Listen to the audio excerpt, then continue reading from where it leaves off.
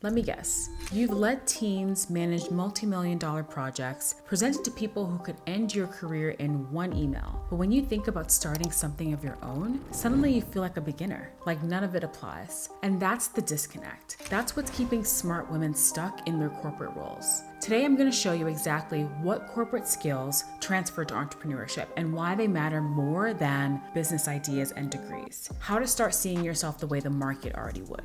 If we're just meeting, hi, I'm Ayana. I spent my career doing exactly what many of you say you want to do, taking ideas from concept to execution inside Fortune 500 companies. Now I help corporate women translate that same skill set into professional independence without pretending you're a 22-year-old startup founder. And here's the truth that I've learned after working with hundreds of women who are looking to make this transition. Most corporate women don't lack entrepreneurial abilities. They lack permission to see themselves differently. That's what we're going to fix today. Corporate teaches you how to perform inside the system. Entrepreneurship asks you to build the system. That's the gap. And because no one ever showed you how to translate your skills, your brain just jumps to, I need another course, I need a certification, I need to feel more confident before I start. But confidence is not the prerequisite. Clarity is. So let's map this properly. We think about all of your skills. Strategic thinking. If you've ever built a roadmap, set quarterly priorities, aligned stakeholders to a plan, you already know how to run a business. Entrepreneurship is strategy without a boss. Your ability to ask, why does this matter now? What moves the needle? Make decisions for yourself. Knowing what gets deprioritized and what needs to bubble to the top. That's not corporate fluff. That's founder-led thinking. Most new entrepreneurs struggle because they just simply have never had an experience with strategic thinking, but you do. If you can scope work, hit deadlines, manage dependencies, deliver under pressure, you already know how to ship value. All of that project management skill is how you're going to build your offer. A business is just a series of projects, an offer, a delivery timeline, a result someone pays for. You don't need to learn operations. You've been doing operations just for someone else. Now, skill number 3 is stakeholder management. This translates to client relationships and customers. If you manage difficult personalities, competing priorities, expectations from above and below, congratulations. Clients will feel easy. Entrepreneurship is not harder than navigating office politics, trust me.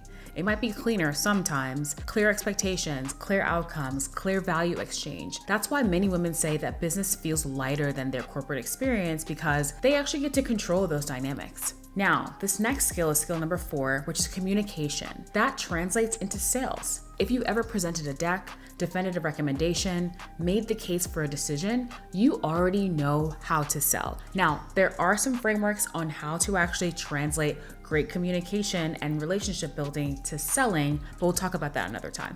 Sales is really not persuasion. It's clarity, confidence, and relevance. You're not convincing people to want something. You're helping them to decide that what you've done meets their expectations. What you have meets their needs. It's not about talking to them about all of the random things that's going on in their life. It's about really finding the thing that's most relevant, that's going to connect them to your offer.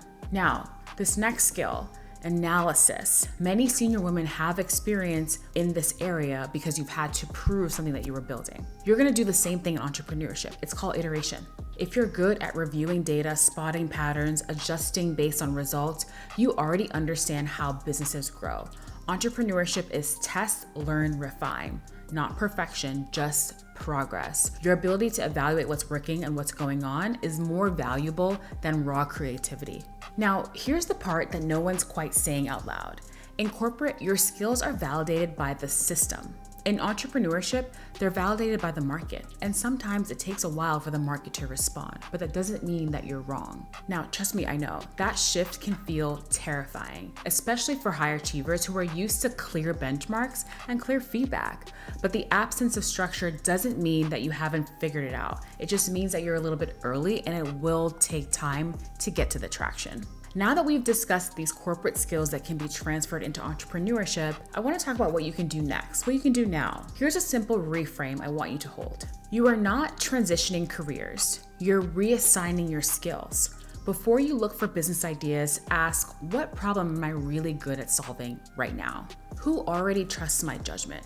Where do people ask for my help the most and I don't even get paid to do it? That's not theory, that's just your starting point. Like, those are the things you can ask yourself to know, where can I start to find opportunities for me to build different capital using the skills that I already have and are probably using for free? If this episode cracked anything open for you, here's your first step. Please don't go do more research. Don't download something that you're not going to use. Try joining your Audacious year. It's a rhythm. It's not a program. It's designed for busy, smart women to help them translate what they already know into something that finally belongs to them. It's a monthly rhythm that comes directly to your inbox with prompts, things that you can listen to, activities you can do to help you center on your future and getting control over your time, energy, and money in this season. The link is below. And remember this, you don't need to become someone new to build a business.